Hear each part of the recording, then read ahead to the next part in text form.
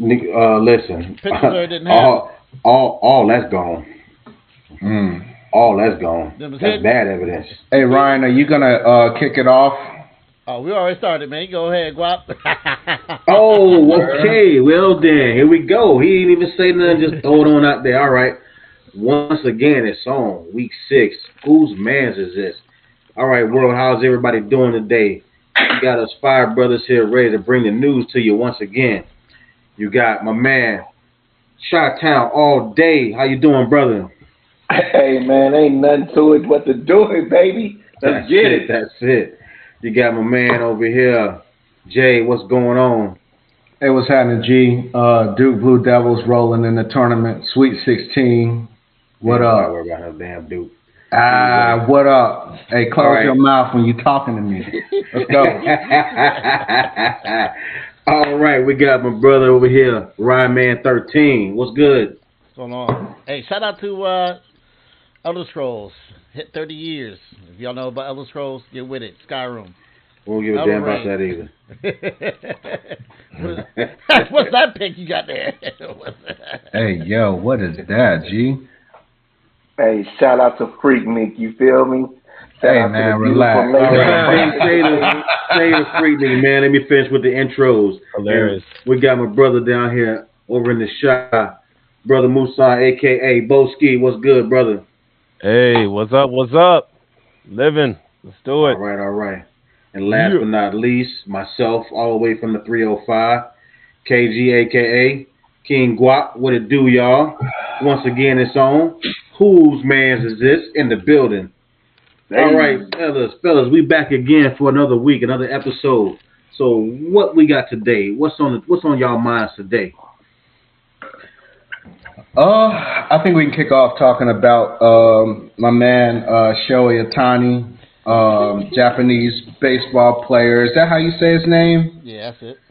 Yeah, that's it, man. He plays for the Dodgers, man, and I guess he got caught up in some illegal gambling shenanigans, and it's a lot going on with it, man. It seems to be they're trying to cover up for this man. It seems like I guess he has his interpreter. It was the one that was basically supposed to take the rap for this thing, and but the story keeps changing. You know what I'm saying? It'll come out one thing. Ohtani paid the dude's debt or whatever. Then it came out that Ohtani had nothing to do with it. Then it came out that Ohtani's interpreter was the guy or whatever. So it's a lot of moving and shaking going on, and I bet Pete Rose is sitting there like, man, you motherfuckers. So just to give a background real quick, give you more detail of what's going on. Shohei Ohtani came out today and said this. So he had fired his interpreter for stealing over $1 million from him.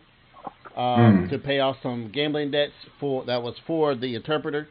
But they said, and Shohei actually came out and gave his versions of the event and said that he was very sad and shocked that someone who he trusted had done this, and that the Japanese star said that while sitting next to Itron, the team's manager and performance operators, to translate it, Ippei has been stealing my money from my account and has been telling lies.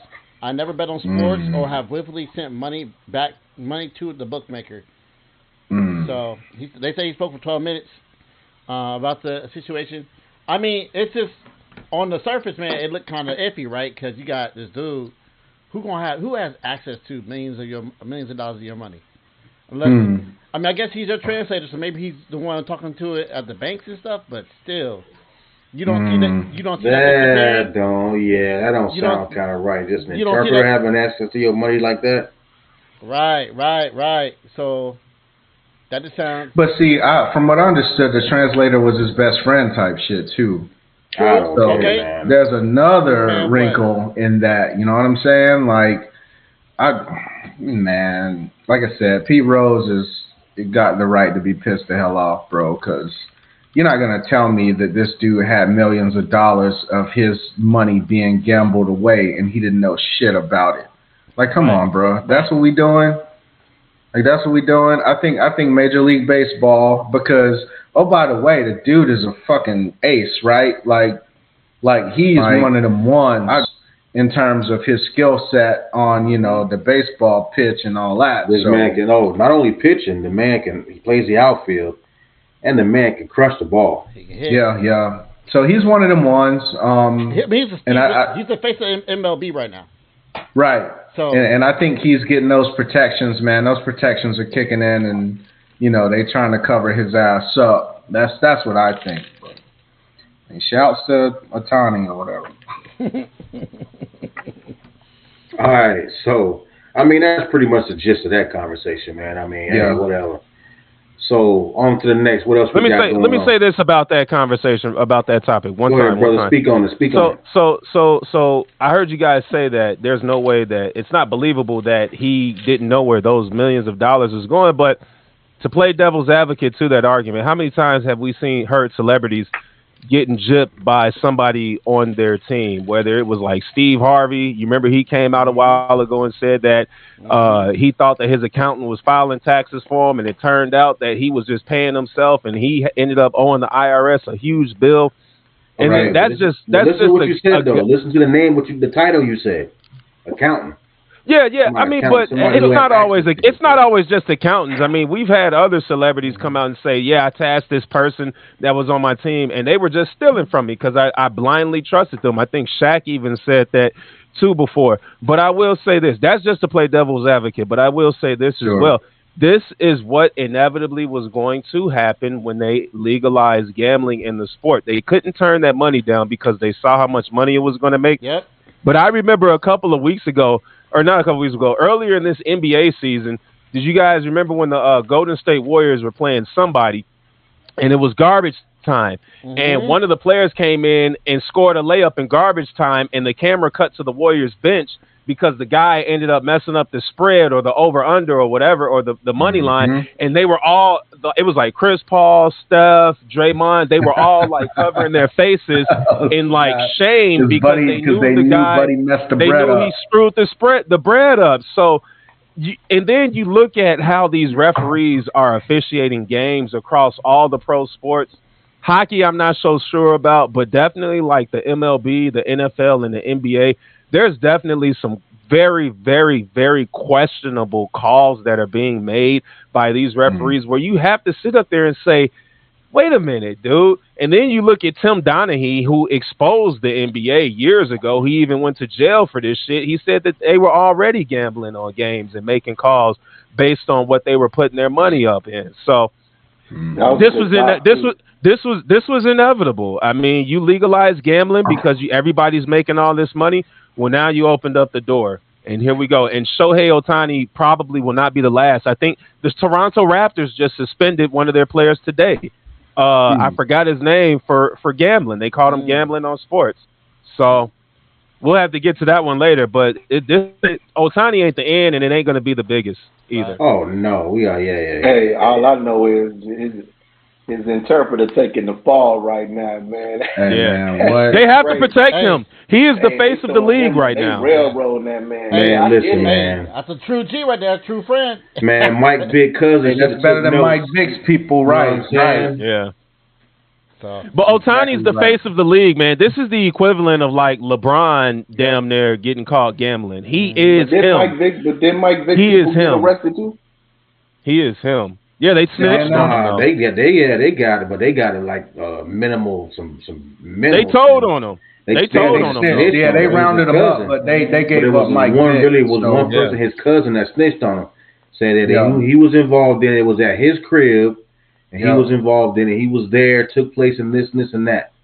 So the old boy dropped the ball. Yeah, I remember that. Not, and I'm not trying to flash back, but it's like you said, man. You got Mike Vick. This man got long bread. You take the fall, he gonna take care of you. You do that little bit of time, you get out. It's like Biggie homeboy. You know what I'm saying? Biggie homeboy took that pistol charge for him. You know what I'm saying? He got out. Biggie had everything waiting for him when he got out. Speaking of Biggie, he about to roll into P. Diddy. No Diddy. Who rolling Diddy? Man, no Diddy. Oh, God. This man out here, boy. That man fleeing the country on his kids. It's like we haven't verified that though. That's not verified, but I put that out there.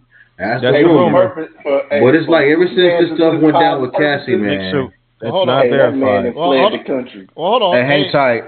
Cap, your mic is low, bro. Oh, for real? There you go. You good now. Yeah, that's a little better. Hey, All right. before we even start commenting more on it, why don't we do a little background of what's going on with P. Diddy? Okay, so I guess me and Jay can jump on that.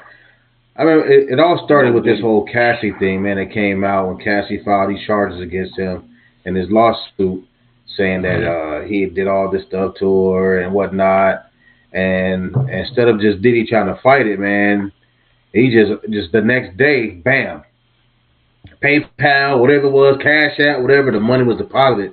Money was given to her. I forgot the amount it was, but the money was given to her. But I guess he thought that was going to be the end of it. And that just escalated from there, you know. Yeah, there's another gentleman, a former employee of his, a gentleman named Rodney Jones, that came out, and he's claiming that Diddy sexually assaulted him repeatedly.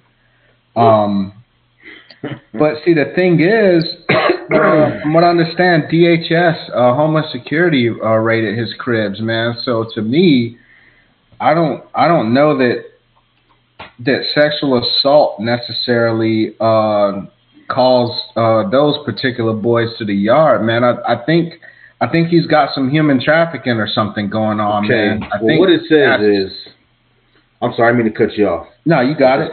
To go ahead and I got the article pulled up here. But like you said, 2 of his homes were raided, one in LA and one down here in Miami. Homeland Security and they raided his cribs, and this was having to do with ongoing investigation, having to do with criminal charges that were investigated for sex trafficking. Yeah, okay, see what I'm saying? Yeah. It says that he was accused of sexual assault and sex trafficking in multiple civil lawsuits over the last several months. Okay, so the houses got raided, man. 2 of his kids, I think there was a house in LA. They had them all in the news. They got caught up. They got caught. Had them in handcuffs, all on camera and stuff. But agents had them surrounded. They raided the house with guns drawn and everything. Now, from what they say, Diddy was not found in either one of the homes. And what we were just joking about here, but we're not sure. You know, it's just hearsay. But we saw something that said that one of his planes, a private plane of his, took off from one of the airports and was headed to Cape Verde. Which is what you say, Jay, is South Africa? TMZ is saying that has not been confirmed yet. Not been confirmed. TMZ is saying that Love Air LLC jet is currently on the ground in Antigua. Oh, wow. Does Antigua have an extradition treaty with the United States? I'm not sure. Somebody man. Google that. Cape Verde doesn't. Cape Verde has no. Cape Verde though. Cape Verde has no extradition treaty. Right. Yes. Hey, all I know, that man said, "Fuck them kids, I'm out." I'm out. Hey, y'all can fend for yourselves. I told y'all every man for himself. And man, No let's Diddy. come up. No Diddy. Yeah, Antigua does have. They are part of the Extradition Act of 1993. Yeah. So I don't know, man. I think Diddy's having a rough year, bro. Hey, I mean, it started with the Cassie stuff and. I don't know, man. This is like Diddy be having bad luck, man, with his artists, and I think the only person to ever finish a contract under his label was French Montana. I don't think it's bad luck, man. Truth be told, I mean, it's just that you can only fuck people over so many times. You know what I'm saying? And you can be up even, but man, I hate when people try to refer to karma as their personal get back agents type shit. But man, you can't go around living your life foul and not expect something to come your way. Now, I know some things, you know, everybody gets their own challenges, and it's not to say that, you know, everybody deserves what they get in this world, because, I mean, life ain't fair, right? But at the same time, man, you can only go so long before somebody gonna come knocking on your door, bro. You hear a lot about, man, you hear these people that got this bread, long money like that. that get in their head that they're above the law, man. They get like they're above the law and they can't be touched. And you know, he should have known it. It's proven that these people can be touched. Yeah. And right now, he's being an example of that. But he also had a lawsuit. He also had a lawsuit for sexual assault back in November. Remember his ex-girlfriend, Cassandra Ventura, who was also signed to his label, Bad Boy. Was had sued him for sexual assault as well. And trafficking. Well, this yeah, trafficking if you guys remember, man, throughout his career, he's had some history of violence. We all know about the whole Biggie thing, of course. That's like the biggest thing. Yeah, but he had the incident where he was dating Jennifer Lopez with Shine, the shooting in the club and whatnot. Shine took that fall for him. Now that man can't come. You know, he just now. I know he came back to the States a couple of times, did some award shows, little things. But as far as living in the States, no. Right. Yeah, well, he a diplomat now. Yeah, Shine's doing this thing, man. But shout out to Shine. But shout out to Shine for real, yeah. Yeah, man. I don't know. Diddy is.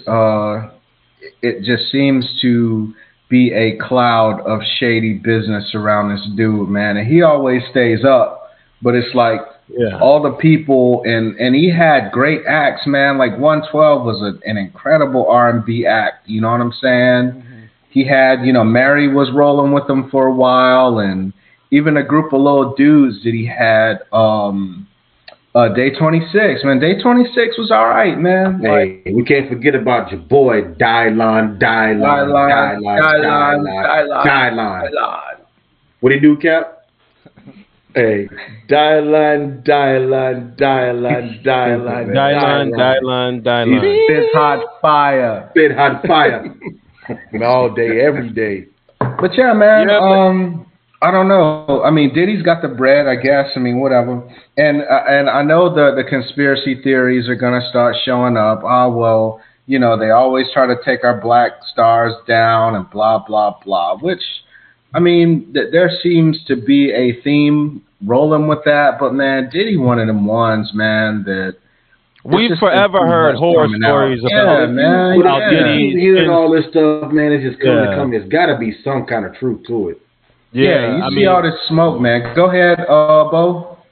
No, I mean, we've always heard these stories about this guy, man. Since the 90s, we were hearing stories about this guy. You take it to the Corinne Steffens, Superhead, when she put in her book that dude was out here getting down, on the other tip. You know what I mean? I mean, and not to say that there's anything wrong with that, but it was always known. It was, it was always known that dude ass was out here on some degenerate shit, man. And he was clear. It sounds like he was using his power and money to coerce people into doing things that they otherwise normally wouldn't. Which we in the military we call that what? Fraternizing, right? You can't fraternize because when you have that type of authority over people, you can get them to do something that they might not do, especially when it's tied to business.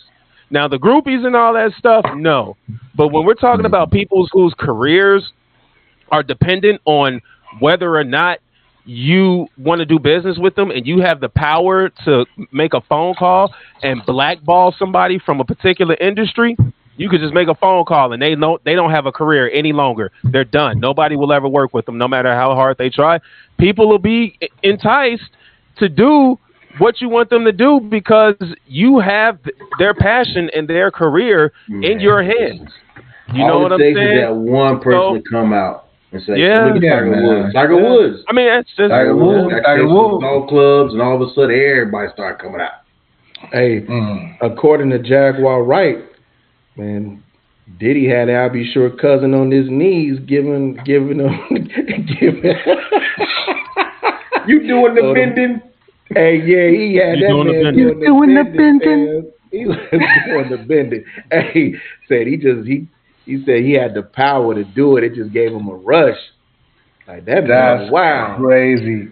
And man, I know we laughing and everything, we gotta say man, but allegedly. Yeah, allegedly, supposedly, man. Shouts to the victims and everything. I mean, I know we're trying to make some light of a very serious situation, man, and I mean, hopefully, the system does what it's supposed to do, right? I mean, It's an investigation, innocent until proven guilty, and all those things, man. And turn that plane around.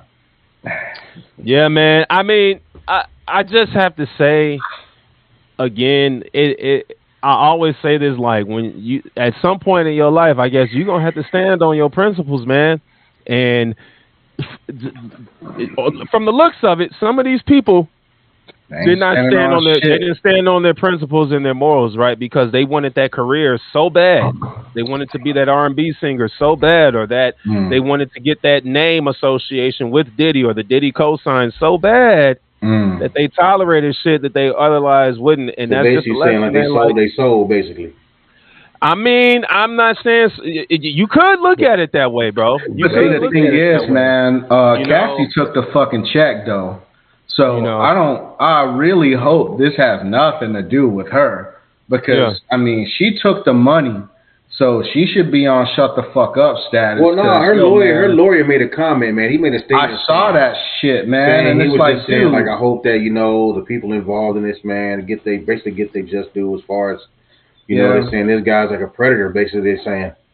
I'm not gonna. But she got the money. She got the money. On my fault, bro. She got the money.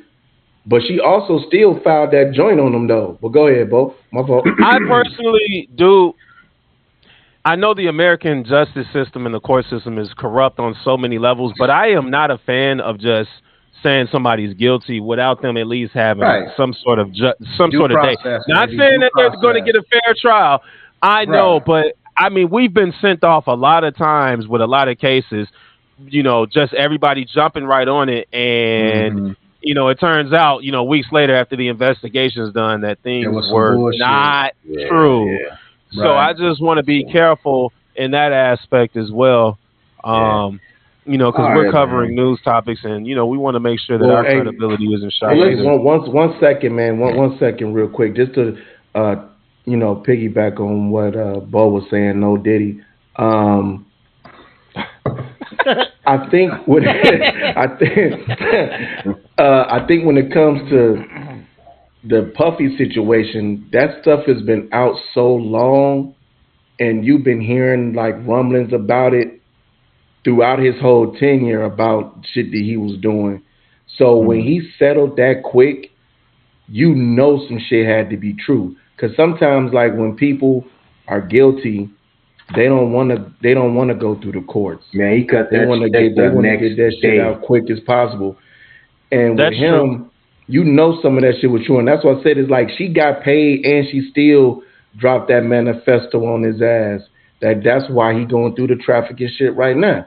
But I mean, I just wanted to let that. I think the other lawsuit with Homeboy, the producer who filed the lawsuit about 2 weeks after Cassie, also has something to do with it, because he came with some pictures and videos. He said he had hundreds of hours of private recordings from hanging out with guys. I think it was both. I think both of them, came with some pretty damning evidence for the feds to invest their resources in the raid, doing a simultaneous raid in 2 parts of the country. Like, I don't want to go down the rabbit hole. Are we going down the rabbit hole or not? No. It ain't funny, but Diddy a cuckold, Joe.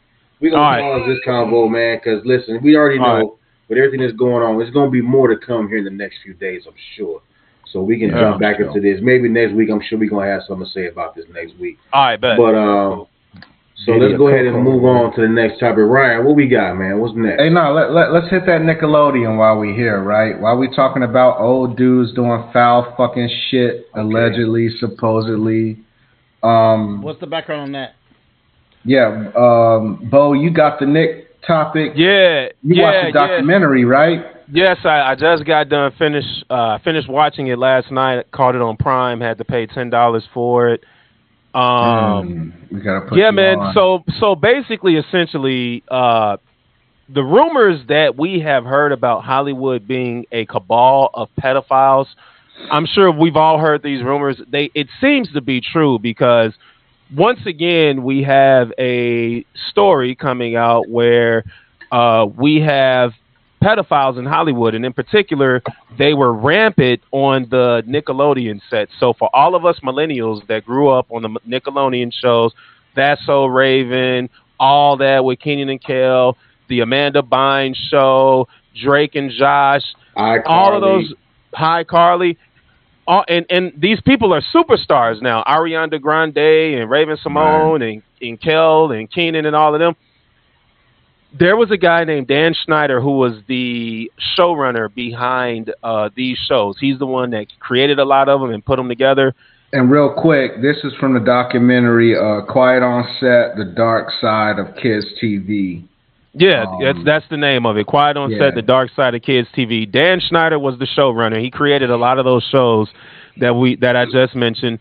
And he was fostering an environment of pedophilia on the set of Nickelodeon. So basically, he was doing things like getting very close to the kids. They were, he would have them massaging him, and he would have scenes where he's in the hot tub with, 10-year-old Ariana Grande. And then they go and look at the sexual innuendos that were in a lot of the shows that he were writing. So there was always an obsession with the feet of children. There was always a focus on the feet of children and licking off of them and licking food off of them. They were, squirting things in in children's faces like mustard, making it appear to be like a cum shot. He was making dirty jokes behind the scenes in the writer's room. He was having one time he had, one of the allegations is he had one of the writers in the writer's room bend over the table and then pretend that she was having anal sex, because he thought that it was funny. Shit, what the fuck? And he branded it as, look, I don't want people who can't take a joke around me. We're just joking, was his thing. We're just joking, and are you going to be that person that can't take a joke? And if so, we don't want you here because we're writing comedy. This is what we do. But he was crossing the line. Right. So then it turns out that not only was he doing weird shit, right? Turns out that there were pedophiles scattered throughout the crew of the show, from the dialogue coaches to the production assistants. So there was this one production assistant. His name was, I forgot his name, but he was a production assistant. Was that Brett dude, or Bart or something? No, not Brian, not the Brian guy. It was another guy. Okay. You can look that up. But this production assistant was tasked with walking the kids and giving them tours of the set. So what he was doing was he got close with one of the girls. She was 9 years old. I forgot her name. She was an actress on the show, and he started sending her emails.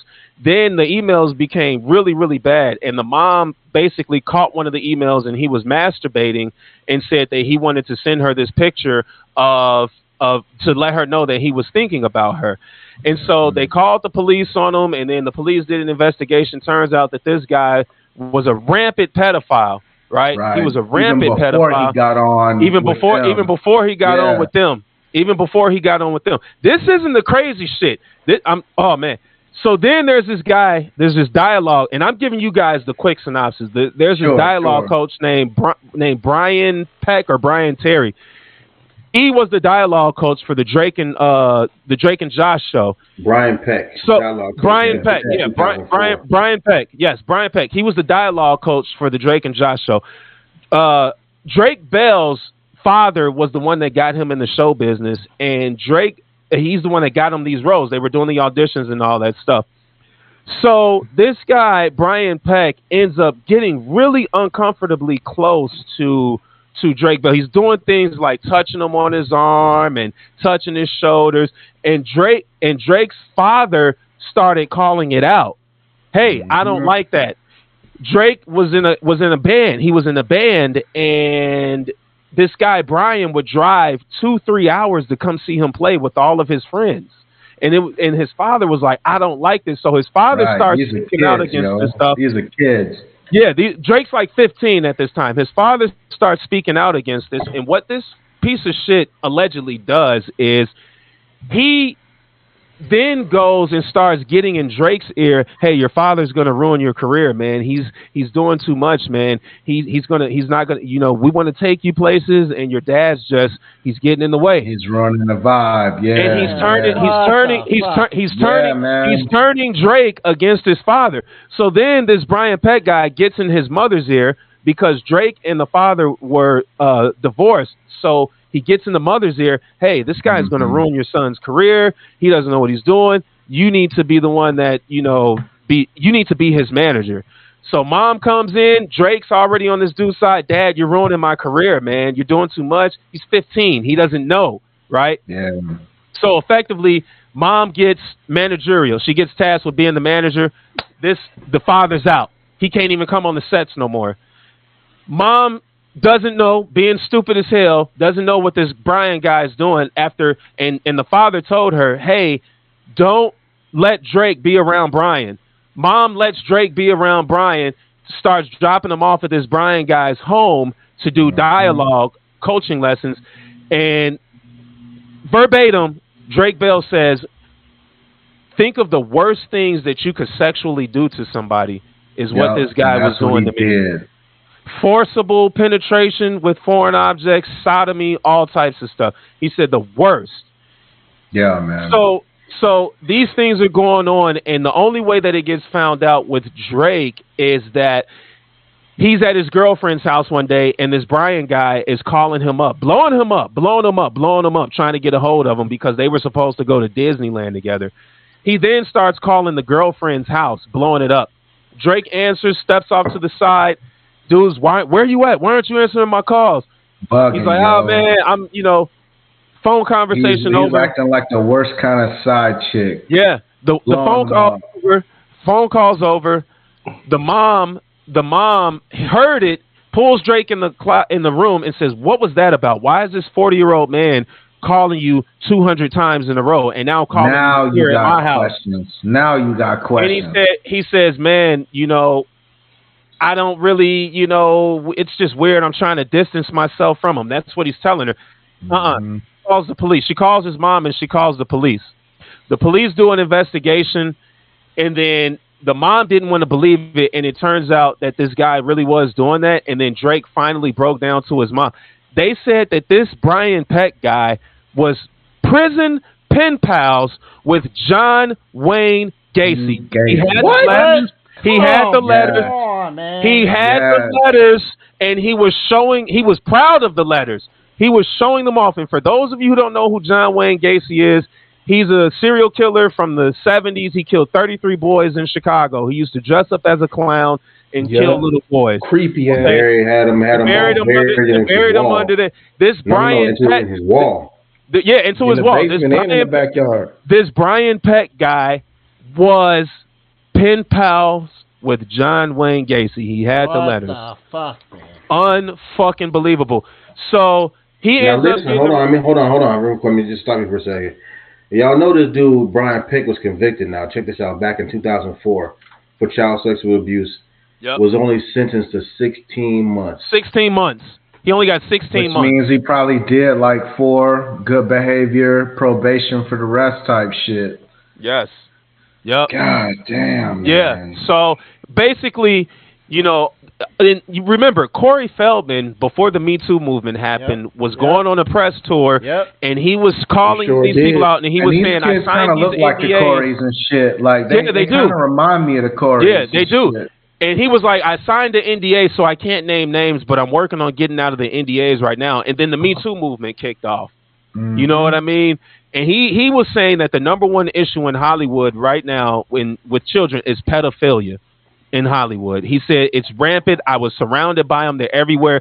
And this Nickelodeon documentary only further cements what we know, that what we kind of already knew, that, that Hollywood, the global cabal, the Illuminati, that stuff seems very real, man. That shit is so nasty, though, bro. Man. I'm telling you, bro, and that's why, like, there y'all go. As we keep saying in some of the other pods, like, be aware of what's going on with your children. You shouldn't be sending your child to some grown ass people crib, knowing the shit that be going on, and you hear this shit and you still allow it to happen because you want that money and you want that fame. Don't sacrifice your kids for some bullshit that's going to scar them for life. Why you think Orlando Brown probably out here whacked out, going crazy and doing the shit that he doing? He's another one. Yeah, it's like, man, you don't know what the hell was going on to that man, kid. all this stuff, and I mean, we laugh and joke about it, but that shit is situation, crazy. Man. It's like how it can't. These parents can't be that blind to what's going on, man. You have to, like you see some of this. I mean, like you said, the dad was trying to prevent it. The mom was steady. Okay, now forced to take dropping them off and stuff. I mean, I'm sure the dad was having conversations with the mom about this stuff. Bro, why you think Michael Jackson was acting weird, man? He was around that shit as a young bull. I mean, Joe Jackson was trying to keep him away when he wasn't off doing his thing, but still, it's like, bro, like it's a lot of shit, man. And then you hear about these people saying, man, not to make light of the situation, no Diddy, but they say you gotta get fucked 3 times to get a good role, man. If you like, that's fucking crazy. that shit crazy, but it's true though. Like you gotta believe some of these people. I forgot that one comedian, the one Cat Williams was on that shit. He was always on the Breakfast Club. The white comedian, I can't believe his name. Gary Owens. Remember Gary Owens said Buddy was trying to say, hey man, look, go ahead and and he was like, hey, no Diddy, I'm out of here. You know what I'm saying? So it's like shit is sad, man. It's sad, man. Especially as a kid, man. Like letting that shit go. I'm glad these motherfuckers getting exposed though. Fuck them. Yeah, you fucking right, man. Hell, man.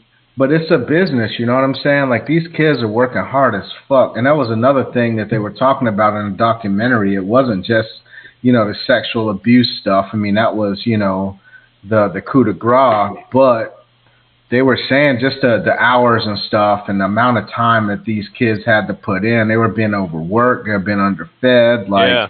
They were basically running these kids through the machine, man, to try to get this money to come out the other end. And I don't know, man. I mean, all you can say is, I mean, if you got a talented child, or if you got a child that you're trying to, get them into whatever group they're in, man, watch out for your fucking kids, man. Like whether that's TV. I mean, I got a kid that wants to get into the arts and drama and all that stuff, man. And you best believe, just like in sports, man, if he's playing basketball, I'm his fucking coach. Like that's it. You know what I'm saying? So I'm not just gonna drop my kid off and then leave. Like even as a coach, I don't promote that shit. Like I'm like, dude, somebody needs to stay here. If you're gonna drop your kid off, then you need to leave somebody here that's responsible for your kid, rather than treating shit like a daycare. Like be involved in your fucking kid's life, man. And that goes back to the conversation we had. What was that? Two weeks ago, man. We talked about being involved with your kids. I saw an article. I believe it was Shamar Moore. They were asking him something about social media and stuff with his kid, and he was like, "Yo, I monitor everything." He goes, "And there's nothing that doesn't go through me." He goes, "I look at every single thing. Like I'm heavily involved in what my kid does, what he's involved in, what he looks at." He goes, I look at everything that my kid does, and that's how you got to do it, man. Some parents might believe, "Oh man, that's just too much, man." Listen, man, you better break down that time and be involved and know what's going on. And I mean, and that's not to say that you got to be a helicopter 100% of the time, because you got to offer them that leeway. Yeah, but you still want to be a kid. Within an earshot of what's going on, to kind of make sure they're making good choices. Like you got to be there and have the perception of not being there at the same time, so you can kind of see how your kid's gonna react. So. But yeah, that shit's tragic, bro. That shit's a tragedy, man. Yeah, but them the same parents though that get mad at the teacher.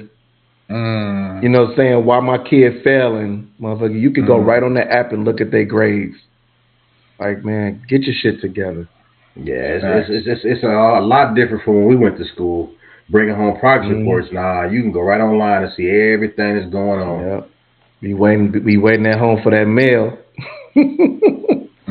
Yeah, I mean, we can go.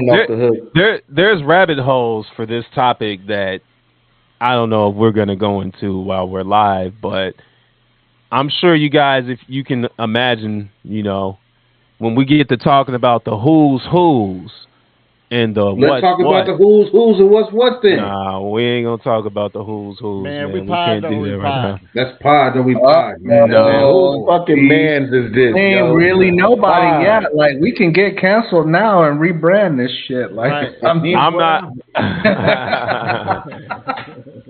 Well, you got an NDA? No, I don't have an NDA, but I'm gonna just go say, ahead, man. Listen, what if people cannonball down that hole, man? What if people? Who do they say? You was wildin', yo. No, Diddy. I'm gonna leave it alone right now.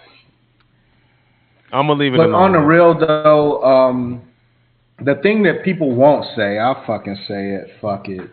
Is that every time this stuff happens, or at least a lot of times that these things happen, it has some LGBTQ plus TIA stink to it. Mm-hmm. And nobody's talking about that shit. And I would appreciate it if the LGBTQ plus TIA community would be just as loud when people fuck up and they're of that persuasion as they are when they going after heterosexual people that are demonizing what's going on. Because this is where the damage happens right here. See, the homosexuality piece is one part, but it always seems to be married with acts with children and minors and shit like that. That's the fear-mongering piece that the conservatives tend to bring up. It's like, yo, man, love is love and all that, but, yeah, man, protect these fucking kids. Protect the kids, man. I can respect that shit. I can respect it. And I hate that when situations like this come to pass and it has an LGBTQ plus TIA sent to it, that nobody's loud about that part. Know what I'm saying? Like, nobody's coming out and demonizing this dude. Like, I need some gay dudes to come out and be like, girl, he was out of line or something. Like, you got to give me something, bruh. Because y'all just sitting here silent ain't doing it for me.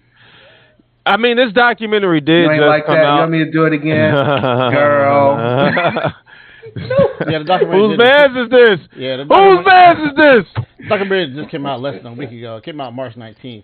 So I would say give them some time, but maybe they have to. Yeah, you gotta give them some time. Man, they fast on everything else. But they jump on everybody else, bro. But again, that is true. But again, they will be quick to condemn. And this your shit ass. ain't news, yo. This shit happened.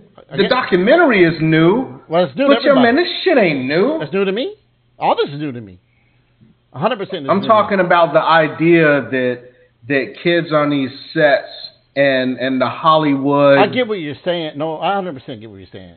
I just don't think you should look at them and that community and be like, hey, y'all need to, this, and this, because it's not just boy on boy, man on boy. It's man on girl too. Amanda Bynes has a lot of problems, and she could have been one of the ones that got. I wouldn't doubt it. I wouldn't doubt it. Assaulted against, right? Yeah. Allegedly. I wouldn't doubt it. So it's just to put. Let's just put it this way, man. Let's just not put a different sect in this. This is just wrong across the board. Gay, right, whatever. I don't need anyone to speak up about this. It just needs to be caught, done, and prosecuted. And if this goes deeper into what Bo was talking about with the Corey Feldmans back from, if y'all don't know who that is, look at the Goonies. And if you don't know who the Goonies are, we ain't gonna be friends. But like that. The Goonies, That part. If you don't know that, the little vampire movie. Oh yeah, Lost Boys. Yeah. Yeah, man. Classic. But yeah, all I'm saying is, man, like, be just as loud when the foul shit is happening, especially when it's happening to kids, man. They need to somebody needs to step up. Like, y'all can cancel people for everything fucking else. Like, if this story blows up to be something bigger than it is, and you're starting to have court cases and all that, man, like, they need to show up for this shit. Fuck that. No, they need to show up for this shit, man. It's not just them. No, like humanity needs to show up for this like you shit. said, you're not wrong. There we go. There we go, Ryan. You're not wrong. I like that. That part, dude. This shit is sad on so many fucking levels, but you cannot tell me that this isn't a known thing in Hollywood, that the higher ups don't know this.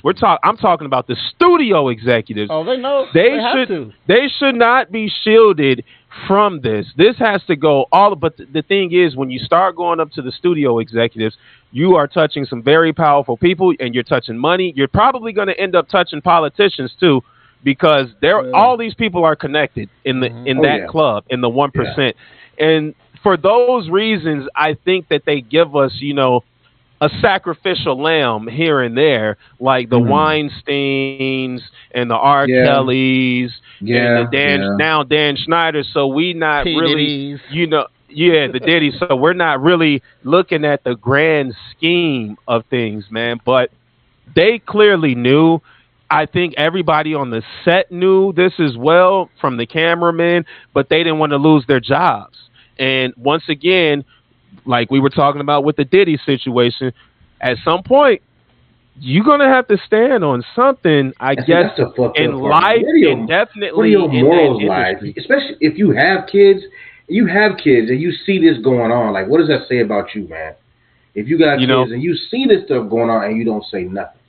But here's the deal. One writer sued for sexual harassment. Remember I told you he was having the writer pretend that she was having anal sex in the writer's room when they were writing an episode. One of them sued and actually won, and nothing happened. Like, the media didn't talk about it at the time or anything. Dude kept his job.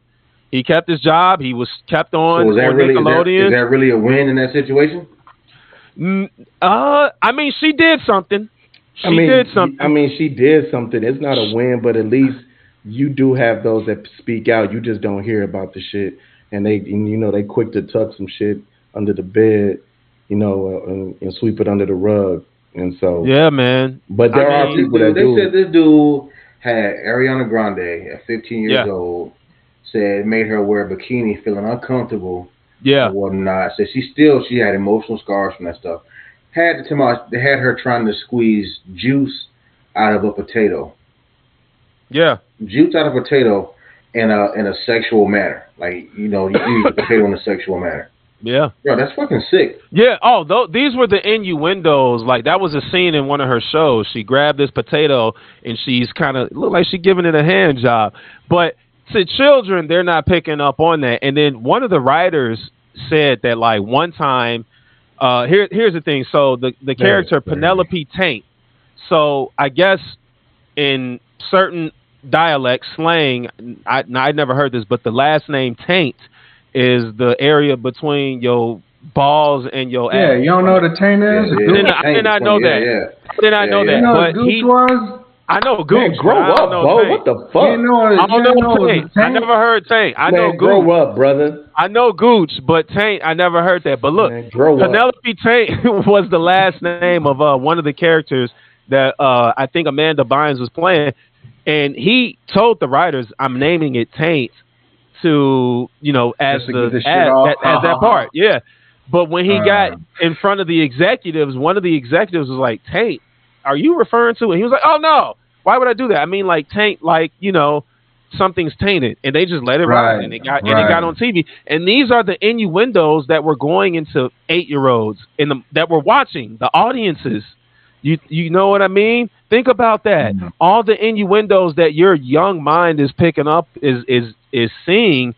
They were conditioning us to be little fucking perverts. Bro, I mean, and that's true. I mean, if you really think about it, because even when you watch movies now, it's like you be having these scenes with all these kids, and it's just like they just doing the most grown up shit. Yeah, man. And you just be like, man, where's these kids? I mean, I know sometimes the kids are being what's that like show? They being older people. Zendaya was on HBO. It was on HBO Max. Oh, that show was wild. Man, the one Zendaya was on. Euphoria. Euphoria. Yeah, man. That show. Woo. You talk about wild. Yeah. Wild. I mean, With a bunch of Wild. teenagers. we got a viewer Teenagers. Here. We got a viewer here, Zachary Weems, bringing up. Remember all the Disney sexual in the windows back in the movies. Zach, what up? That's and the homie shit right that's there. in the clouds and all that. That's the Yeah, homie. Also, man. Yeah. Shout out to my boy Frickin' Q, Frack. man. One of my coworkers, man. He done hit me up. He on listen live too as well, man. Hey, what's happening, G? Yes, sir. Yeah, what's good? What's good, man? But yeah, man. Yeah, nasty work. It's heavy. With the whole Nickelodeon scandal, man. I'm gonna have to go and watch that peace now, to all man. the Once we get victims off and of here, stuff. I'm You know going what I'm saying? And watch hopefully justice will prevail and all the good shit, right? Because I mean, protect these kids and at all costs, bro. And I mean, I know Hollywood is a money making machine and all that shit, but some things have to be bigger than money, bro. So that's where I'm at on it. Right. So moving on to this Alabama DEI situation. Anybody up on that? Yeah, they going hand in hand with Florida right now. Yeah, so Alabama governor signed a bill that prohibited diversity, equity, and inclusion programs at schools and in state agencies. So basically, DEI programs are at least designed to make sure that black people get a good look. You know what I'm saying? Get an honest look in these positions where, you know, they're seeking more diversity, and in the schools, of course, and, you know, in the state jobs and everything. The truth is it's not always a fair shake for minority students, minority potential employees to get jobs in that. And the Alabama governor signed a bill basically prohibiting all of the DEI activities. So let me give you a little bit of a little detail on that, a little bit more on that. So, like you said, they signed a bill. You know, this is a Republican-led effort to quash the DEI initiative. They're calling it divisive concepts in schools is what they're trying to call it, okay?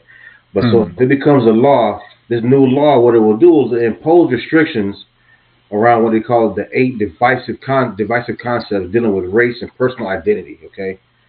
And it also is going to require public colleges to designate bathrooms for use by individuals based on their biological sex as well.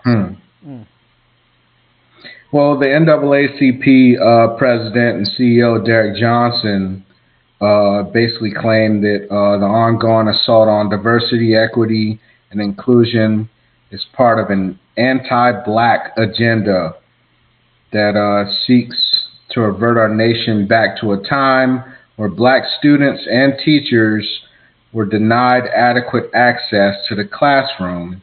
We refuse to go back. It's tough. I see a lot of black Republicans talking about DEI issues, and a lot of them believe that black people and minorities are being hired not off the strength of their merits, and they think that it is disrespectful to black people to assume that a black person cannot be hired based on just being fly as hell at the job, just based on smashing their interview and all the things. I don't know. Thoughts? What do you think? So listen, they got it's a 9-page bill, okay? And it lists 8 main things that it's trying to prohibit, okay? So it says, I have it pulled up here, and it's aimed at the public colleges, local boards of education, and state agencies. Now it says they cannot sponsor or maintain a DEI program or office, okay? Direct or compel a student, employee, or contractor to personally affirm, adopt, or adhere to a diversive concept. Require people to attend, or like I said, this says they cannot. Require people to attend or participate in any diversity, equity, or inclusion program, or any training, orientation, or coursework that advocates for or requires assent to a diversive concept. Make anyone share his or her personal point of view on any divisive concept outside of an academic setting. Require students, workers, or contractors to take part in an activity that involves lobbying at the state or local level for legislation related to a divisive concept. Okay, here's one that says use race or color as a sole condition for enrolling in a class, training, or orientation. That's just some of them. So the real question is, do you think America has progressed? Okay, Because I'm sure some states are going to follow suit, right? Because Florida's already there, Alabama's already there. Are we there as a nation? Do you trust your skills by themselves will get you that look? I think some people will agree, some people won't. I don't know. There's a lot of other things that are involved, like nepotism, and I mean, but here's one thing. You notice they're not passing any laws to ban legacy admissions. They ain't doing that. They're not doing that. No, and we know for a fact a lot of these white boys are getting in these schools based on legacy admissions because they're mediocre. They're mediocre when it comes to their academics. But they're not passing any laws for that. And we know that legacy admissions exist, shit, right? George W. Bush, right?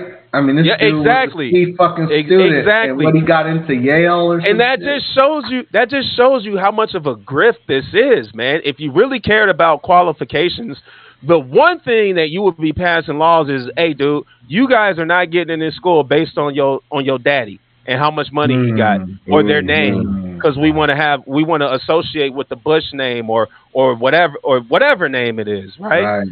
So that's how you kind of know that this is a culture war thing, as opposed to we really care about people really getting a fair shot to be admitted into these schools, man. And this is just a fact, but they don't want to talk about this type of stuff, right? So it's just so weird, man, because Alabama got so many black people, so many black people in Alabama. So many HBCUs in Alabama. Yeah, man, yeah. So what does that do? I wonder how that affects HBCUs, because in an HBCU, it's kind of reversed. Like white kids are getting scholarships to go to HBCUs under DEI initiatives. You know what I'm saying? So I wonder how my daughter went to one out here in Austin, brother, and she went there just solely because she wanted to have more of a black experience and get in, and have more black friends. And lo and behold, there wasn't really any black kids there. Really? Wow. At the HBCU? Yeah, in Austin, man. She got grouped with the Hispanic kids. Word up. Yeah. That's crazy. Well, my daughter's trying to, I got to submit some stuff to FAMU for her, because she's in the same boat, man. She's like, she wants to go to school in Florida. She wants to go to an HBCU. And that's interesting, but I mean, how's this going to affect their athletic programs, though? You know what I'm saying? This DEI stuff. But truth be told, though, if you can throw a ball or kick a ball or run fast and you're black, you don't have these issues. These issues are not for athletes. Like, they're going to get the athletes. You know what I'm saying? It's that kid that, been on his grind, you know what I'm saying, on the academic side of the house. Well, they've been trying to get these athletes to boycott, these schools and stuff, man. But how many of these guys are going to do that? Got these, like you said, got these full ride scholarships, man. A major program that's on television every week, on every Saturday. They're getting seen and everything. It's a lot of guys that I don't know who might go for it and who might not.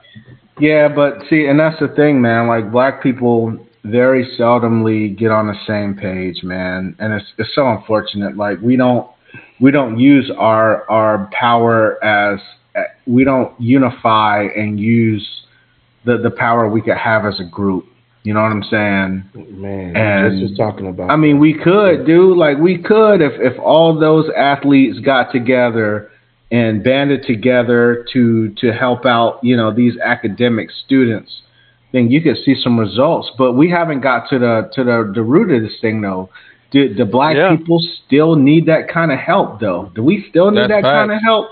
Do we need that help, man? Well, so to answer that question, or help answer that question, since they put DEI, stuff like that, or kind of laws or things in effect, who has disproportionately made out more than any other group? White women. White women. 19%. So it's worked for them. Yeah. So how the fuck does it work for them? I don't understand. I mean, we go down a lot of avenues on that, right? You can go down the part to hey, it's a white lady. At least she's gonna be the one that's getting the appreciation other than this black person or this Hispanic person or this Asian person, right? But how do they benefit from DEI initiatives? A lot of reasons. I don't know. I mean, that's a good question. I don't see how they become the main beneficiary. The McKinley study showed DEI. it. Well, they're females. Females is a minority. Yeah. Oh, for sure. shit. Yeah. That's right. Okay. I see what you're saying. Yeah. So they're taking advantage of the gender minority versus the race minority. Yeah, minority isn't just race. Isn't just race, man. Yeah. Right. I feel it. Yeah. I mean, it's important that we put that out there, though. But the thing is, we have to understand why some of these initiatives and some of these laws, like affirmative action, were even put into places because the reality is that when we did leave it up to these institutions and these schools that are predominantly ran by white people, the numbers weren't reflecting, right? Right, white men. The numbers weren't. So you reflecting, still don't believe? But hold on. Let me finish this. But I bet the numbers were reflecting in prison because they was locking our ass up, and we were making up such a large population of the prison, but it was disproportionate when it came to getting admitted into these institutions. So that's why these laws came into place. Now, where you want to go from there, you know. You can that's what I was about to say. If you could say, hey, I'm not doing that, I'm going to a HBCU, or but that's just an angle, a perspective to look at it from. And to be honest, man, my bad, Jay. Oh, you good, and to be honest, nowadays, depending on the jobs, man, you really don't even need to go to fucking college, man. Go get a certificate. Yeah, that's what they want. The other day, that's what I'm saying. That's what they want. They go to a trade school, come in there with. That's true. They want somebody coming in with experience. Go get a certificate, and that way you don't have to go through a 4-year program. Go there ready to go right into the job, and that way you don't have to fuck around with student loans, all kind of shit. From what I've been hearing is that there's a serious lack of just overall skills, whether we're talking tech skills or trade skills. They're saying there's just a lack of people that are skilled enough to fill some of these positions. Because everybody's trying to be a fucking rapper or start a fucking podcast. Right. Exactly.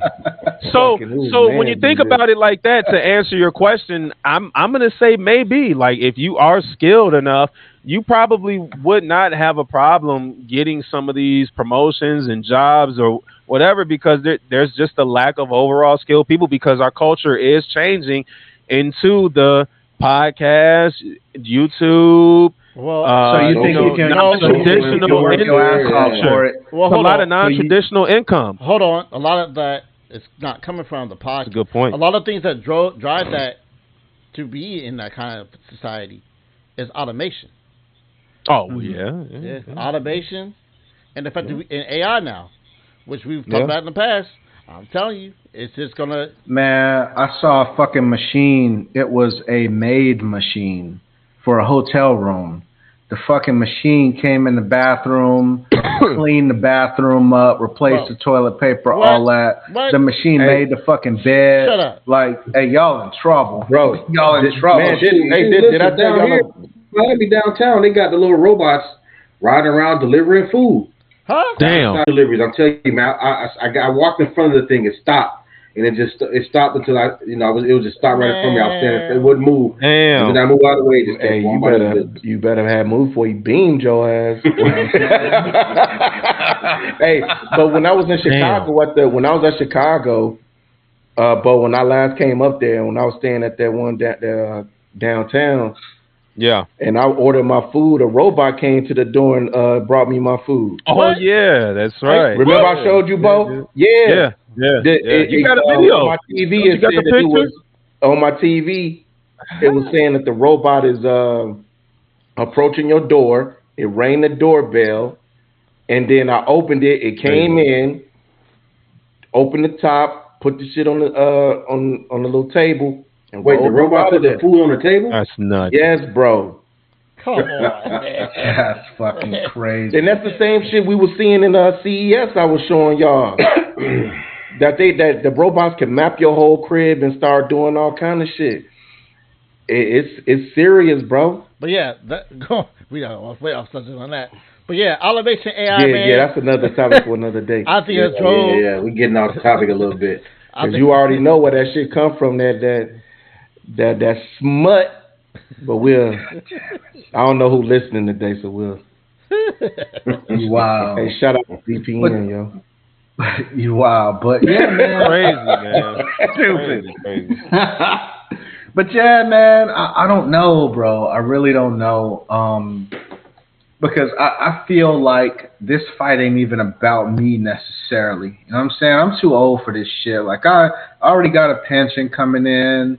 Like, I'm already, in a decent situation. Mm-hmm. It makes me wonder what's going on with my daughter's generation. You know what I'm saying? She's a senior in high school and all of that.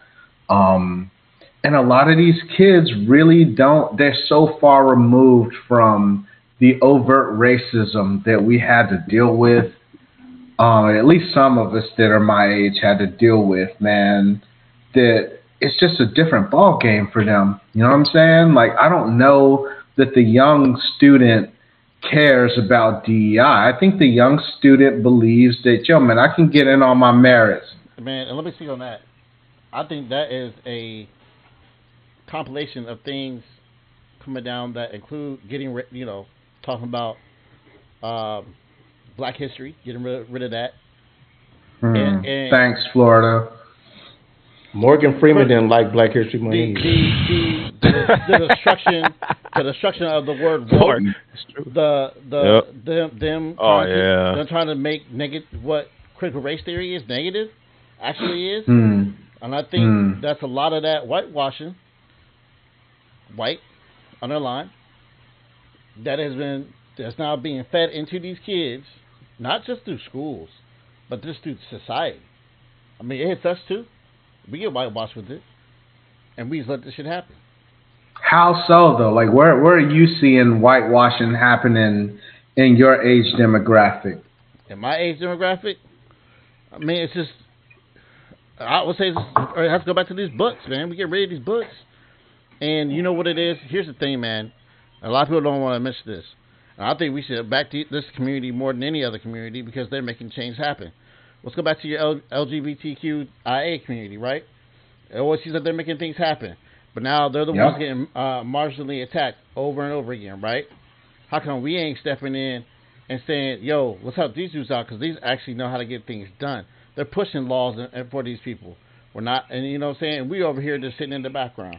You know why? Because we have history. I mean, part of it is because, like you said, they seem to be further ahead on some of this stuff. Than, the key thing that you even said, Jay, is that they know how to come together and for a common goal.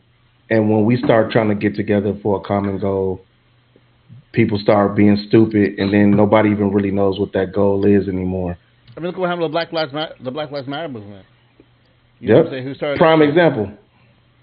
Now they were corrupt. They buying cribs off people's money and shit. But that's what I'm saying, Bo. Yeah. That's what I'm saying. Yeah. They tainted the movement. What should have been a great movement got tainted. Yeah. Tainted. You wanted money over your own people. And let's just not forget how the U.S. government has always planted infiltrators into our movement. True. To destruct and cause chaos within. The Panthers, the Civil Rights Movement, Fred Hampton.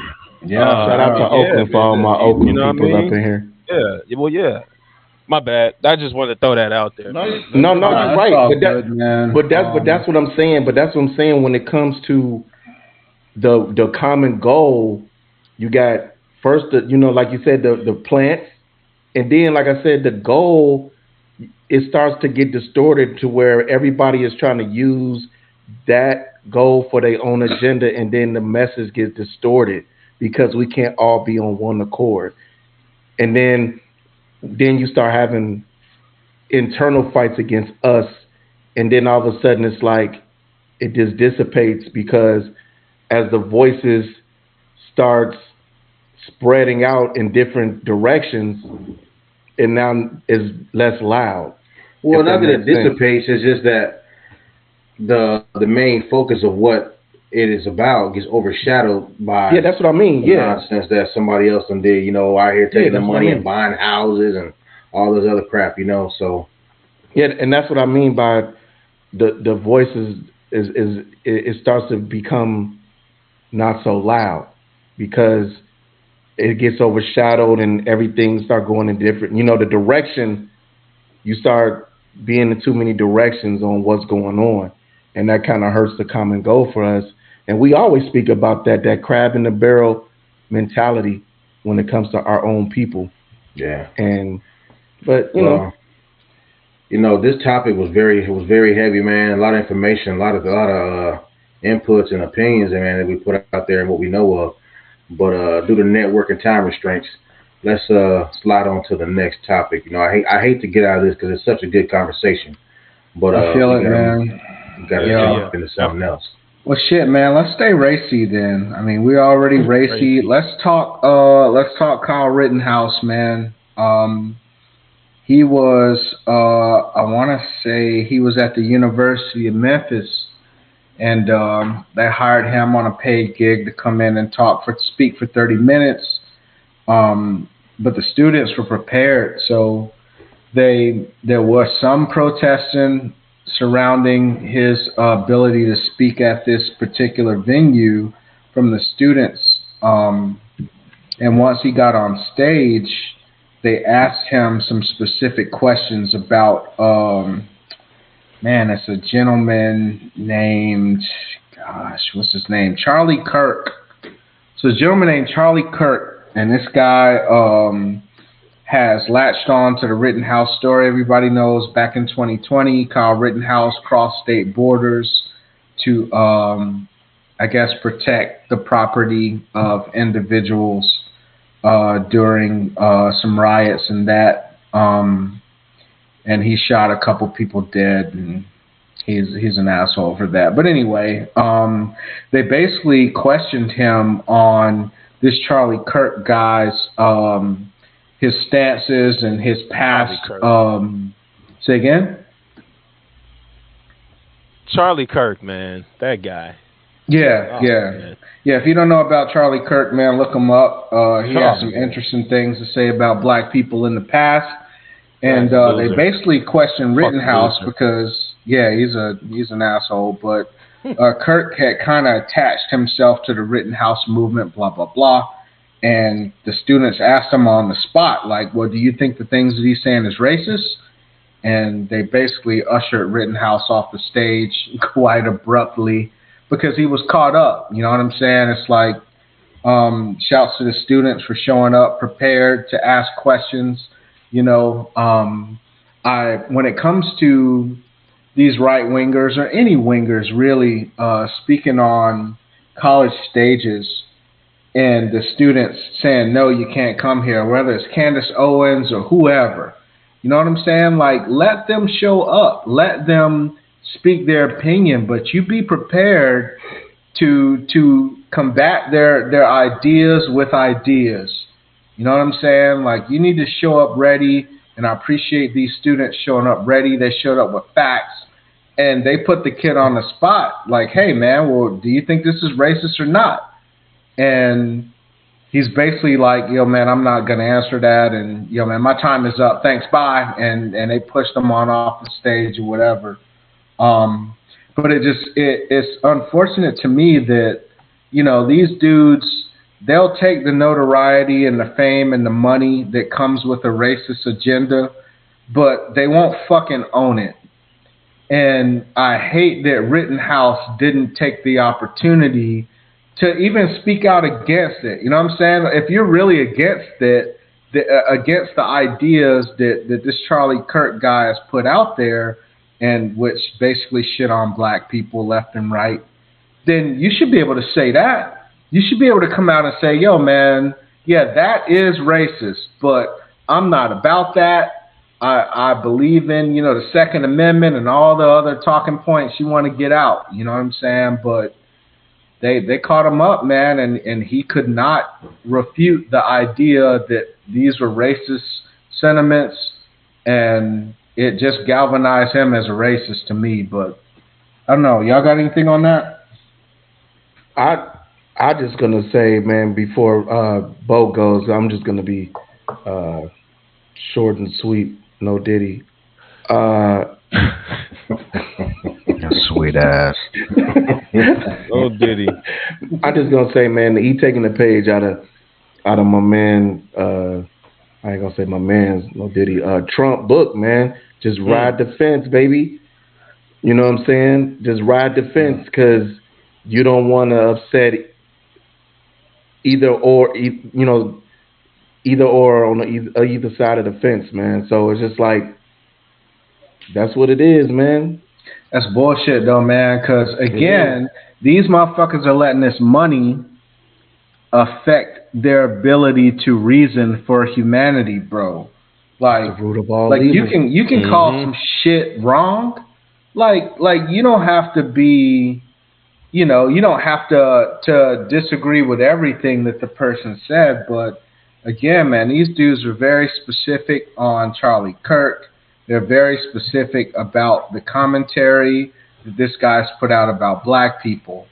And if you were not anti-black, then you could at least come out and say that, bro. You can come out and say this dude is wrong. Like, this guy's been... But that messes he's been up bullshit since the beginning. That messes up people who kept him out of jail.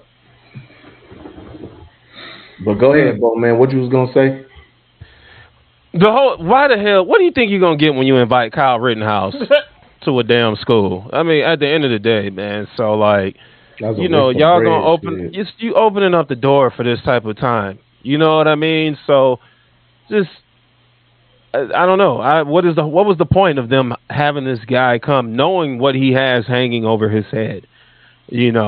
Like, come on, bro. Y'all. I mean, they gave him a half-hour spot, man. Yeah, I mean, and I mean, I guess he has the right to speak to young conservatives. I mean, I know that's one of the issues that they have with academia, is that it's just way too left, way too liberal, and I mean, you gotta give them their people too. You know what I'm saying? Like, you gotta give the right, their heroes, for lack of a better term. God, I need to come up with better terms, because that dude is not a fucking hero. But Jesus, man. But I mean, on the real, I can respect that they gave him the opportunity to speak. I can respect that. But what I don't respect is his response to a perfectly crafted question. It wasn't a gotcha necessarily. You know what I'm saying? Like, when you show up on a college campus, it's gonna be primarily liberal minds that show up. At least I like to think you fucking know that. But the idea that this dude just couldn't stand up against racism against black people is fucking nuts to me. Like, dude, how easy could that be? If you are genuine in your quest, I was there to, protect people in America. All right, well, it's, man, I'm black. I'm American too, bro. Like, you should be able to come out and somebody disrespect, my culture and my heritage, and you should be able to come out and say, no, that's wrong. But I guess Kyle Rittenhouse couldn't do that. Pussy. Bitch. Well, it goes. To say. He can't, man, because he's getting paid. But there's certain people that are helping to fund him, and he can't go against the ideology. Well, you already know before he went on there, they were like, "Listen, don't say this, don't say that, don't ask you this, don't answer this, don't answer that." You already know that he was. He's prepped. He's prepped for sure. Yeah, but I just like, they set it up with a very basic fucking set of questions. So that's what I appreciate about the students, man. Like, they weren't on bullshit. They didn't allow him to be able to meander around a topic like they asked him. Because there was nothing difficult. There was nothing difficult that they asked him. Yeah, right. And that's key too, because a lot of times journalism right now, and I'm going to make this analogy.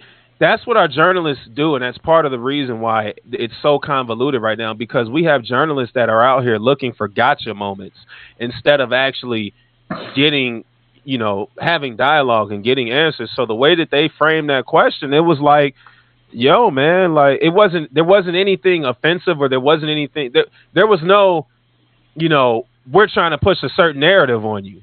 You know what I mean? And it just shows that this guy couldn't handle it. He couldn't handle it, and because he's a grifter too. There's a lot of grifters out here, and people need to be aware. Well, I don't think his base he's gonna lose anything from his base, any support rather. No. It's just sad to see, man. I mean, you coming off of this whole DEI conversation, and then you have, an individual like Rittenhouse out here. And I mean, he's a pretty popular guy. You know what I'm saying? Like, I think he has ideas that are pretty popular across, at least conservative America. So you take this, and I'm supposed to believe that a black person actually has a shot without, some type of legislation supporting the idea that they actually get a shot. I don't know, man. As long as you got Rittenhouse out there and all his supporters, I'm going to believe DEI stuff is necessary. And that's just where I am with that. I feel that. Go. Well said, brother. Yeah, man. Yeah, I just want to point out that the vocabulary word meander, man. I like the way you threw that in there. No Diddy. Hey. Go ahead. All right, man. We getting close, bro. We got to talk about Diddy. Right? Go ahead. I mean, we got to talk about Diddy, man. What? We did. Did we talk about Diddy already? We talked about Diddy already. What the hell? Yeah, we talked about Diddy. Boy, your ass on that sauce, boy, over there. I'm on that sauce, but I think we took. Is this? Hey, relax, man. We went out of order, man. Relax. No, I got a topic though, man. I got one. Yeah, it's what kind you of got, kind of a funny topic to me, man. So we got we're having a little thing. It's been talked about a lot with these squatters, man. Did we talk about No, so we got squatters out here, taking over people's homes and, not wanting to leave. We all know the term what a squatter is, You got someone that has a home that's vacant, and you have people that just move in and just take over the home, and then, the actual owners are having a hard time trying to get these people out of the house even to the extent where they have to go to court to get these people removed, So we had 2 instances that I've seen. We had one in what was it, New York? Where is that correct? Wasn't Jay in New York? If I'm not mistaken. Yeah. The lady. We had a lady was trying to get the squatters out of the crib. Yeah. Lady, well, her parents died, and they left her the house. Right, left her a house, and she had the deed to the house and everything. So she goes to check on the house, and she got a bunch of people living in there inside the house. So what does she do? She confronts the people. Man, goes in, is arguing with the folks, whatnot. Cops are called. They end up calling the cops to come out there.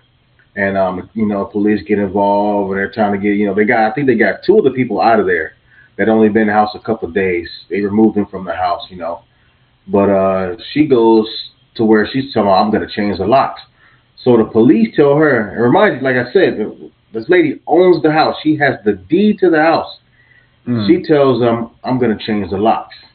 So the police tell her, if you do that, we're going to have to arrest you under... There's a certain type of law in the state of New York that goes with paying to squatters and changing the locks or whatnot. So she says, okay, well, you're going to have to arrest me then. So what does she do? The locksmith pulls up on the crib, slaps on the new locks, and the cops put them cuffs on. Slapped on her brand new bracelets. Lock me up, throw away the key. Right on off. So now, what the details of the situation is, the gentleman that's in the house, he was claiming, I got receipts and I was paying the bills and this and that, but I'm renting the house, whatever. But he couldn't show the media the receipts, and he didn't show the police the receipts. He didn't have anything. He was showing some nonsense on his phone or whatnot that he had, but it was anything about him paying any type of bills. Hey, my man, ChatGPT, the fucking documents. So what it boiled down to, man, was the man did some work on the house, and I guess didn't get paid for the work that he did. So he was like, "Yo, I'm moving in here, and I'm not moving out till y'all pay me." So now, hey man, on the real though, pay the fucking man first up.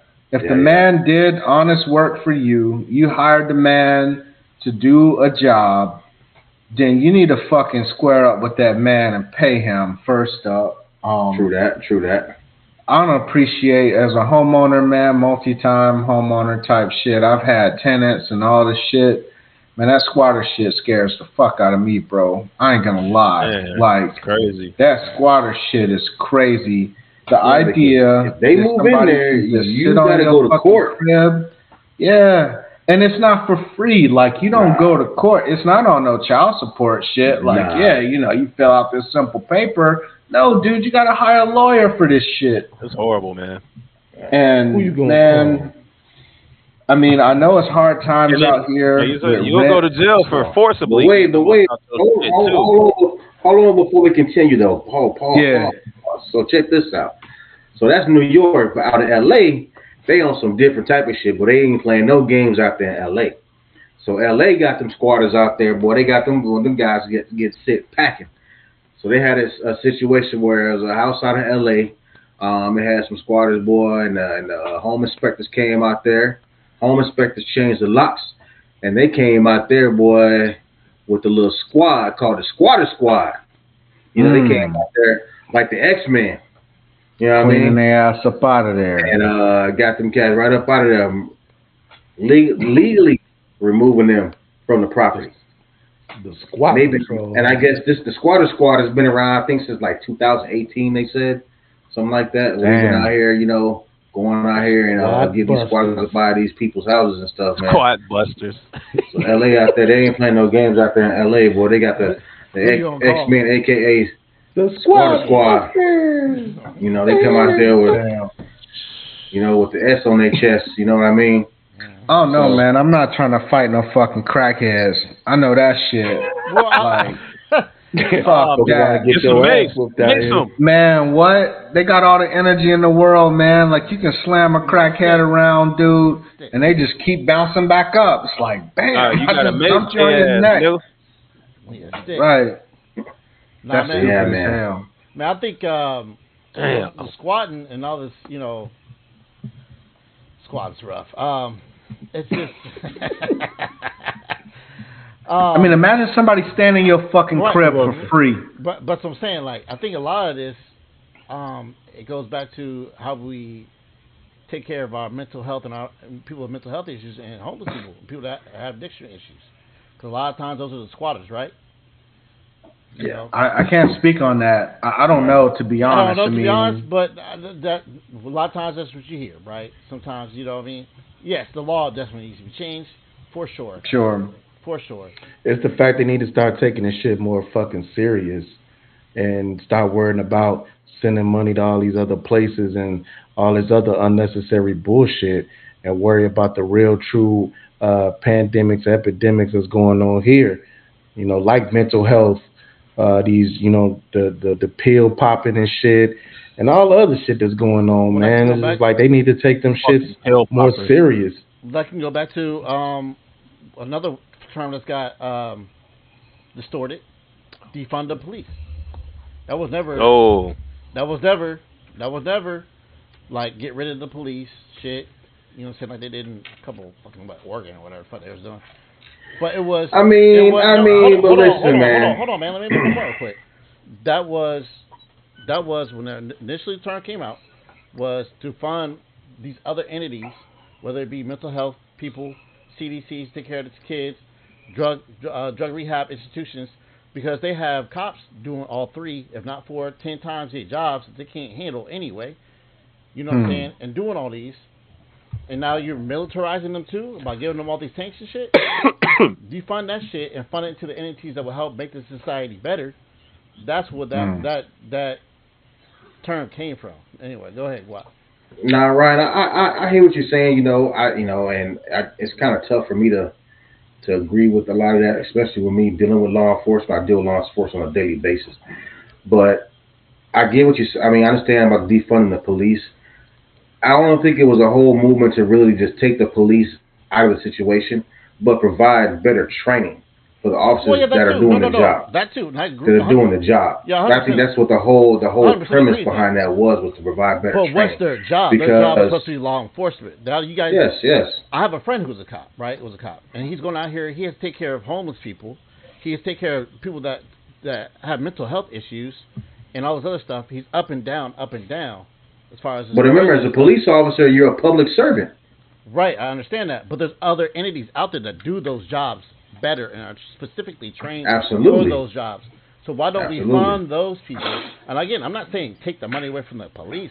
And that's not what that was even said. Maybe the demilitarization of the police. Yes, they don't need to have fucking goddamn tanks and shit and small poke down fucking Texas City. But they on that dragnet. But no, I 100% agree. You know, increased training, all that stuff. But I don't know if y'all heard about the little cop park they got outside of Atlanta. Man, that shit is the wild. What now? Little cop park they got outside of Atlanta. It's a cop what? It's like a cop park. They do a whole mass training. I forget what. I had to look it up to see what it's actually called. But they took over hundreds of acres. And it's I got a friend that's a cop out there. I have to hit him up and ask him. Yeah, so they have a big cop park out there where they do a lot of mass training for different entities all across the United States. And a lot of this training is like militarized training. Not like straight up cop training, but like militarized training. No shit. Yeah. But is that really they teaching these dudes to breach and clear, and they teaching them SWAT shit? They teach them all that type of shit. Is that really a bad thing? What do you think? I mean, you think that's a bad thing? It's devil's advocate, man, because these young guys out here, they have some really big, heavy guns and machinery. Firepower, boy. They got some firepower in these streets. They got some big stuff, man. No Diddy. So where do we stop? We just keep. Is it like a right? Now, I'm not saying you were wrong. I know where you're going, and I understand where Guap is too. But I'm just saying these dudes do. That's an angle. These kids have huge guns, but we can talk about who's dropping them off and how they getting them, and who's because a lot of them can't afford these guns if they really were trying to buy them. So you gotta think about that. But yeah, I mean, the Chicago Police Department has a $1 billion police budget, bro. Like, imagine if they took some of that money and put it into like affordable housing, or stop closing the schools, and putting it towards quality education. A lot of these kids are after school I agree on that. I absolutely agree on that. For sure. Like, it would be a lot. It's with crime. It's always been associated with poverty, man. Crime has always been associated with poverty. That's what the numbers show. A lot of people like to talk about numbers and statistics. Where there's crime, there is poverty. You adjust the poverty, and the crime numbers will go down. It'll be less and less more frequent. But they know this. Those that are in power know this, but there's a machine that has to be ran. And it's called the prison industrial complex. It's called the school to prison pipeline. It's called the police industrial complex. They're getting all drop that knowledge on them both. The fuck, So that's y'all know me. I'm always thinking about different angles, man. So I understand both sides of what Guap and Ryan is saying, man. But yeah, man, they definitely need to take some money and start putting it into the people, is what I will say. For sure. Oh yeah, for sure. I agree with that. Yes. That's word, man. I know. Sure. I saw that the city of Chicago was trying to sue Glock for their Glock 19 can be equipped with a switch to make it a fully automatic pistol. Yeah. And that's kind of interesting, man. So when you're talking about defunding, exactly right. And you got buddies as cops and stuff, man. You pulling over, a routine traffic stop, and this dude got a fully automatic fucking pistol. That's nuts, bro. Like, yeah, I'm telling you, you can't ask me to do that job. So, shouts to law enforcement. I know that's not necessarily a common thing for, especially black men to be about, because in the media we're always on, at least frequently on the other side of law enforcement as black men, man. But understand that it's black men out here that understand that, you know, your loved ones are walking up on that car. You know, they're trying to do the hard work that police officers do. So it's not just, you know, every black man is shitting on the police. You know what I'm saying? Because I mean, there's times that, you know, that we need police officers and everything, and the defund movement, back to that, was never about taking officers off the streets. You know, I think that defund movement was all about getting these guys better training for an impossible fucking job. Better training, better screening, man. Better screening. You know, you got guys coming there with, you know, with mental issues that these guys aren't checking and don't know about. Yeah, man. They don't even know about weapons in their hand, and they get in a situation and freak out. And their first notion is to just boom. You know what I mean? Yeah, man. I mean, they had their black bullies in school or whatever, and you know, like they're trying to get some get back. So yeah, you got to filter some of that stuff out. But go ahead, Cap. What are you saying, bro? No, I was just gonna say, speaking of training, man, didn't somebody just get paid for being trained how to get trained? Like that shit's wild, yo. Like, oh girl. What are you talking about, bro? Hey, remember old girl who like the people in the department, man, they was running trains on her. Oh, the white chick? The police officer. Got her name. Oh, yeah. And man, she got paid, yo. She said that they was training her to get trained on. Half a mil. Hey. Hey, so she sued the police department and said that they were training her to get the train. Yeah, they were training. I know you fucking lying. Is this a thing? Yes, they were training to get the train. Yeah, you don't remember that, Jay? You don't remember that story from like 2 years ago? No, I remember the lady. Yeah. I remember the lady. I didn't know that she got paid. I didn't know that she got paid, man. Damn. They was training her to run the train, yo. To go back on, not to talk about this girl and her choo-choo activities. Choo-choo. The thing I was talking about earlier is called Cop City outside of Atlanta. It's called Cop City. Hey, real quick, her name. Cop City. Yeah, I know about Cop City. Yep. Megan Hall from Tennessee. Megan Hall. Shouts to Megs. Man, shouts out, man. But yeah, man. I know that topic got all over the damn place, but yeah, my fault. He's stupid as hell, man. But yeah, ultimately, man, I don't know. We gotta find ways and to spend our money appropriately when it comes to tax funds, especially. Get out and fucking vote, man. Like, get out and vote. And I know that I guess it's set for Trump and Biden to go head to head again. Is that right? Because I think Donald Trump won, you know, the Republican primary, and nobody ran against Joe Biden. So, yeah, man, get out and fucking vote. Learn the issues in your community, right? And you know, just try to take care of your peoples. You know what I'm saying? Because just sitting back watching this shit run off the rails is nuts. What's happening? I said not just at the presidential level, but at the local level too. Yeah, hell sure. Yeah. I got into it with a young man about that. You know, he was upset about elections and blah blah blah, and he was putting it out there like he was well versed in voting and all this stuff. And I'm like, but dog, when you show up to vote for president, it's other issues on the ballot. You know what I'm saying? So even if you don't know about the people that's on the ballot that's trying to sit in a seat or whatever, which you fucking should, but if you don't, at least show up to vote on those issues and get educated on issues before you get in the booth, bro. Yeah, really. Like, don't just get in the booth and start freestyling. That shit. Hey, like Nina Turner said on the Breakfast Club, you might not do politics, but politics gonna do you. Gonna do you. For sure. You. So you motherfucker better recognize. Hey, before we leave, man, I know we about to get up out of here, man. I just got a quick question, man. And I just quick answers, man. If you was about to catch a plane and your significant other wanted to go run and get some coffee, knowing that the plane about to take off, I mean, I know for my spouse, man, she always got to pee and shit. So she's probably one of the ones that almost be missing the plane. But would you get on the plane and leave her, man, or would you get off the plane and miss the plane with her?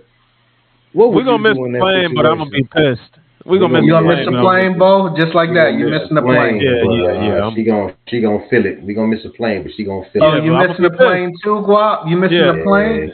Now, question. Would it depend on God damn it. Would it depend on what you were going to this event for?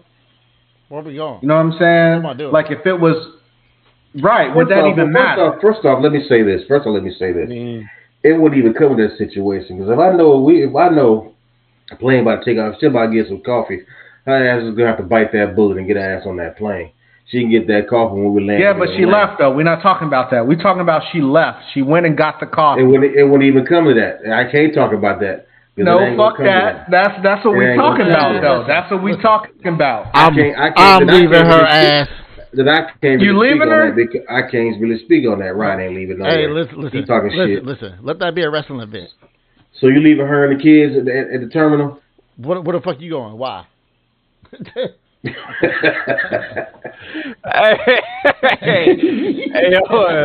man, they got coffee on the plane. When that little cart come around, you better ask for some damn what they call it, Sanka.